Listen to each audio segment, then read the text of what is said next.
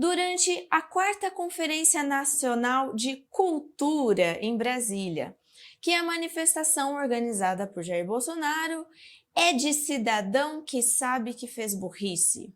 Ainda na ocasião, ele declarou que o ex-presidente tentou dar um golpe de Estado, abre aspas, tentando imaginar como é que ele ia fazer para não deixar o presidente eleito tomar posse.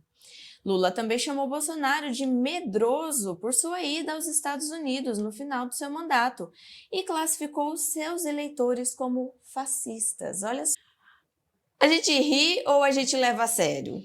Não, acho que a gente tem que analisar algumas expressões que o ocupante da presidência usou durante essa fala. Primeiro eu queria analisar o cenário. Tá. É a turma da cultura, entendeu?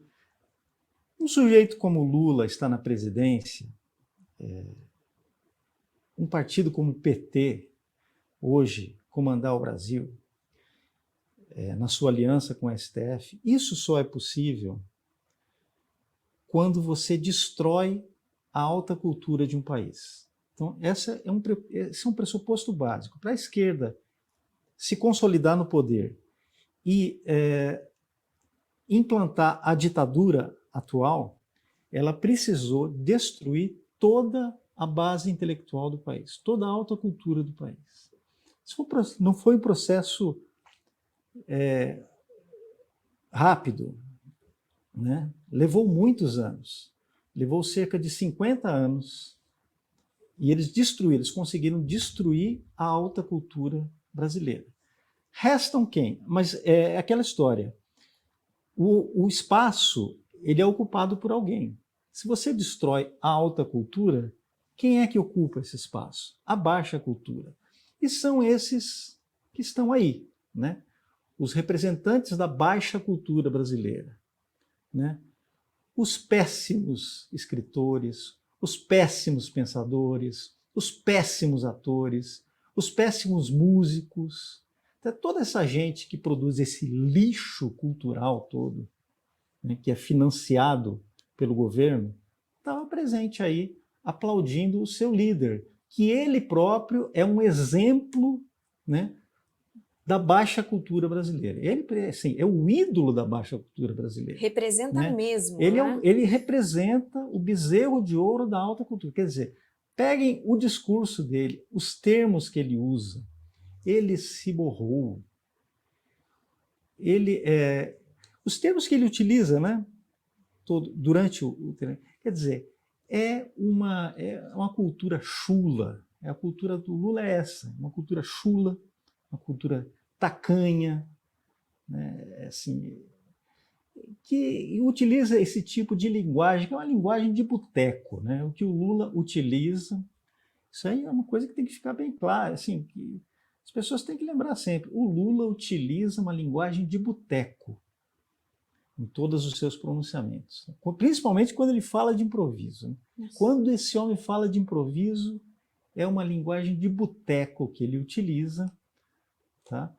Então é isso daí que vocês estão vendo.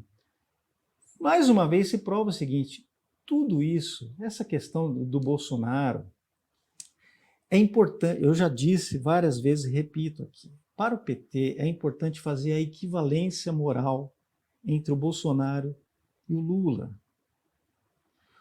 O Lula destruiu o país. Os mandatos o Lula e o seu poste, que foi a Dilma, eles destruíram o país. Tá? Nos 8 anos do Lula e nos 6 anos da Dilma Rousseff, foi um processo de destruição do país.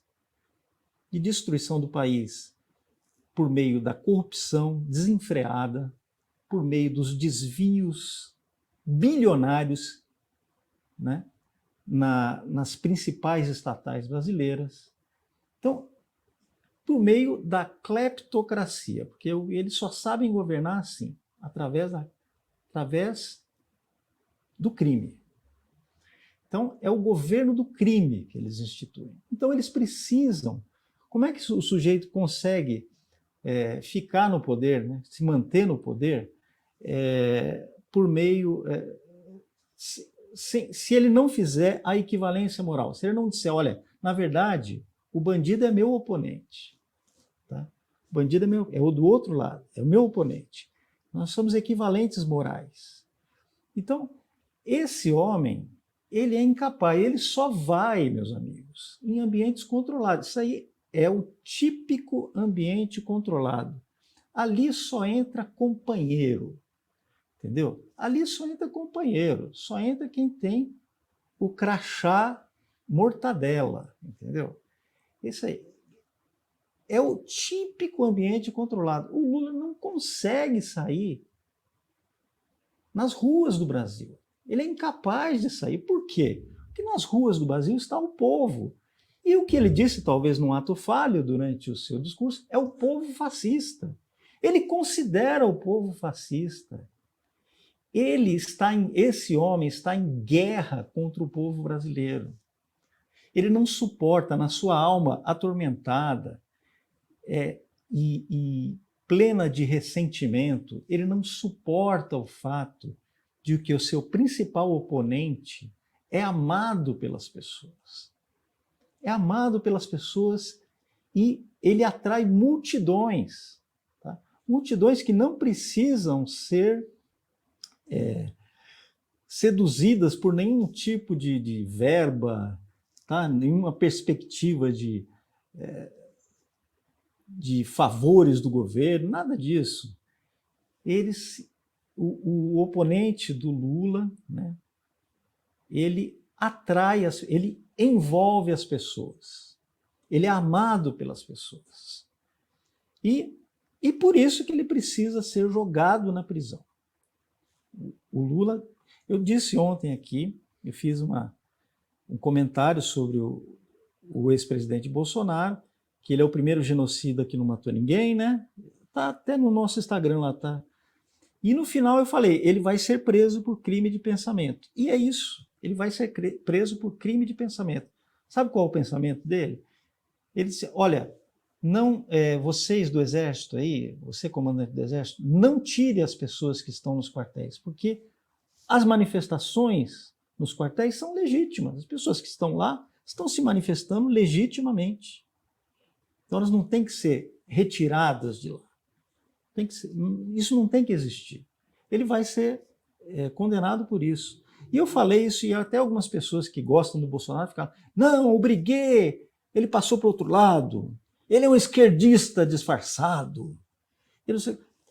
Eu estou só narrando os fatos, eu só estou fazendo uma análise, tá? E usando da lógica elementar. Não existe a questão de se o Bolsonaro vai ser preso no Supremo Tribunal Federal, não existe essa questão. Existe a questão de quando e como. Se já é superado.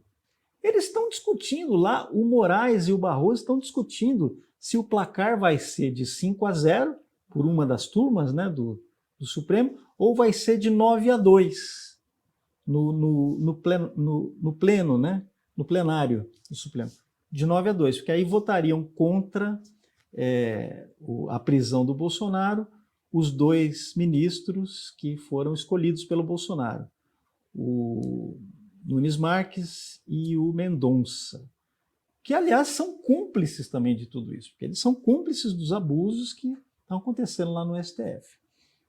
Então, esse julgamento é um jogo de cartas marcadas. Já está decidido que eles vão prender o Bolsonaro. A questão é saber quando e como. Em que condições o Bolsonaro vai ser preso? É com isso que nós temos que nos preocupar agora. Em que condições o Bolsonaro, que é um ex-presidente da República, vai ficar preso? Porque o Lula teve regalias. O Lula foi condenado à prisão e teve regalias. Ele ficou num spa ali em Curitiba, no spa da Polícia Federal em Curitiba. Como é que é? O Bolsonaro vai ter regalias também? Ele vai ficar num lugar especial? Ele vai ficar num quartel? É preciso saber isso. Porque eu me permito temer pela vida do Bolsonaro na prisão. Temer pela vida do... Como o Navalny, lá na Rússia, a Rússia, que é a grande aliada do Lula, né? O Navalny morreu na prisão na Sibéria. Como vai ficar a segurança do Bolsonaro na prisão? É com isso que nós temos que nos preocupar. E mais, nós temos que começar a fazer no Brasil o movimento Bolsonaro Livre. Né? Não houve o movimento Lula Livre, 538 dias o pessoal martelando, né? Os petistas martelando na cabeça de todo mundo, Lula livre, Lula livre. O movimento Bolsonaro Livre é legítimo, porque o Bolsonaro vai ser condenado à prisão mesmo sendo inocente. Isso está bem claro, está bem claro a situação. Ele vai ser condenado por a cogitação de um suposto golpe. De um suposto golpe. A minuta era uma discussão sobre a aplicabilidade de um artigo constitucional, coisa que estava na lei, e que teria que passar em discussão pelo Conselho da República e pelo Congresso Nacional. Que golpe é esse? Que golpe é esse que não tem conspiração? Que golpe é esse que é votado às claras no Congresso Nacional? Que golpe é esse? Que tipo de golpe é esse? E que não é executado, né? Que foi negado, assim, não há assinatura de ninguém nesse documento, não foi executado, não existiu, não tem nenhuma relação com aquela palhaçada do 8 de janeiro, aquela arruaça do 8 de janeiro, não tem relação alguma com aquilo. Então, é isso que vai levar o Bolsonaro à prisão.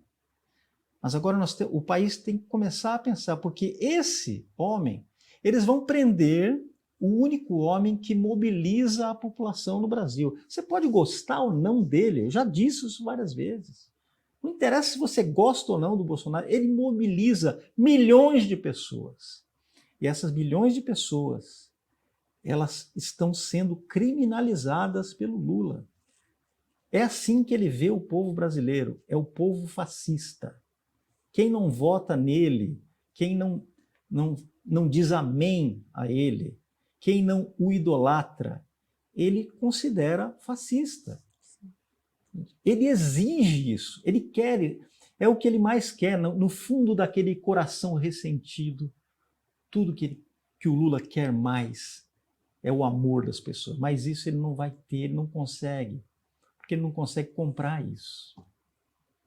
Ele não consegue comprar o amor do povo brasileiro.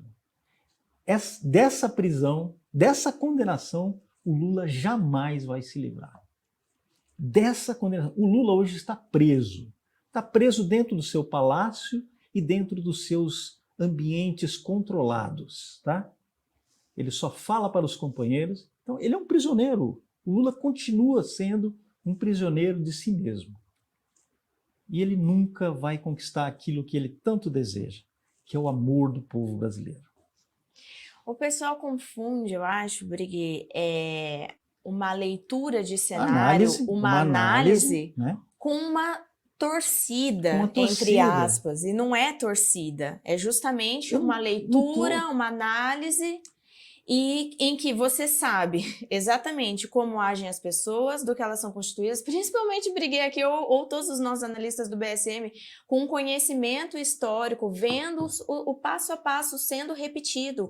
Então não é uma torcida pela prisão do Bolsonaro, é justamente entender do que essas pessoas são capazes, quais objetivos eles perseguem, aonde eles querem chegar. Então, se você estuda o movimento revolucionário, a história do movimento revolucionário, sempre aconteceu isso. Sempre aconteceu. É fundamental acontecer isso. Gente, basta olhar a destruição, não é só a prisão, é a destruição do inimigo. Veja como está acontecendo na Venezuela, na Rússia, a perseguição aos oponentes. A destruição do inimigo. É preciso aniquilar o inimigo. Isso vem de muito antes do Lenin. Isso vem lá da Revolução Francesa. Vem da Revolução Francesa isso. É preciso matar o rei. O que significa matar o rei? É romper. O que é esse símbolo, né, da guilhotina? Até hoje eu vou escrever um artigo sobre o aborto e a guilhotina. Tá? A relação entre o aborto e a guilhotina. O que é que precisa fazer? O que é cortar a cabeça do rei? Eliminar o inimigo. É você romper a ligação entre o céu e a terra, porque o rei, na simbologia clássica, ele representa a ligação com Deus, a própria presença de Deus, a verdade. Então, a esquerda, ela precisa romper o vínculo do homem com a verdade. Por isso que ela precisa destruir o inimigo. Aquele que conta a verdade, aquele que fala a verdade, se torna o inimigo dentro de um processo revolucionário. E, meus amigos, nós estamos vivendo um processo revolucionário que já tem inúmeros exemplos na história. Eu sei como esses caras pensam. Eu estive lá, eu estive do outro lado. Eu sei exatamente como eles pensam e como eles desejam a aniquilação do adversário. Se o Lula pudesse, ele trancafiaria todas essas pessoas que votaram no Bolsonaro, 60 milhões de pessoas, ele colocaria na prisão. Porque na cabeça doentia desse povo, as pessoas que estavam lá na Avenida Paulista, ou que de alguma maneira apoiam o Bolsonaro, ou que votaram no Bolsonaro, são fascistas e têm que ser eliminados. Aquela colunista lá do UOL citou o filme Bastardos Inglórios. Né? O que é o Bastardos Inglórios? É um filme que conta a história de um grupo, de uma milícia, na verdade, de judeus, né, americanos, que perseguem nazistas, né, e matam nazistas, eliminam nazistas durante a guerra. Perseguem criminosos de verdade, nazistas. A moça, a colunista lá do UOL, disse o seguinte, que é legítimo perseguir essas pessoas que vestem verde e amarelo, que apoiam o Bolsonaro e tal. Para ela, na cabeça doentia dela, é legítimo perseguir a extrema-direita como no filme Bastardos Inglórios. Entendeu? O que eles chamam de extrema-direita, né? Somos nós, na verdade. Nós que não concordamos com o processo revolucionário que está em curso no Brasil. Nós que somos a dissidência da ditadura do PT-STF, da aliança PT-STF.